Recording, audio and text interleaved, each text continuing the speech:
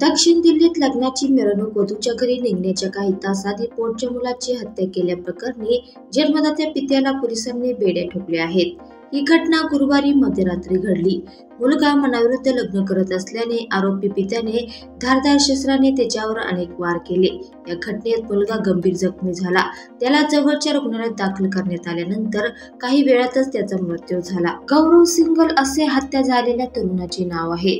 या प्रकरणाचा तपास करणाऱ्या तपासकर्त्यांना सिंगल यांचा मृतदेह ज्या खोलीत सापडला त्या खोलीत रक्ताचे निशाण सापडले. गुन्ह्याचा उलगडा होऊ नये म्हणून मृतदेह खोलीत ओढून नेण्यात आल्याचे दिसून आले.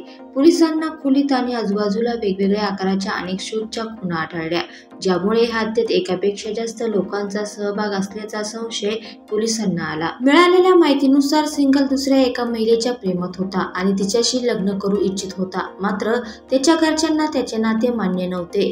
सिंगल आणि त्याच्या वडिलांमध्ये ह्या मुद्द्यावरून अनेकदा वाद होत असल्याचे पोलिसांना समजले. यानंतर पोलिसांनी सिंगलच्या वडिलांची कसून चौकशी केली असता धक्कादायक माहिती उघड झाली. मुलगा सिंगल हा मनाविरुद्ध लग्न करत असल्याने त्याच्या वडिलांनी त्याची हत्या केली. या घटनेवर भाष्य करताना सिंगल याचे वडील म्हणाले की मुलाची हत्या केल्याची त्याला कोणताही पश्चाताप नाही आणि त्याने हे आधीच करायला हवे होते, असेही आरोपींनी पोलिसांना सांगितले. या प्रकरणी पुढील तपास सुरू आहे.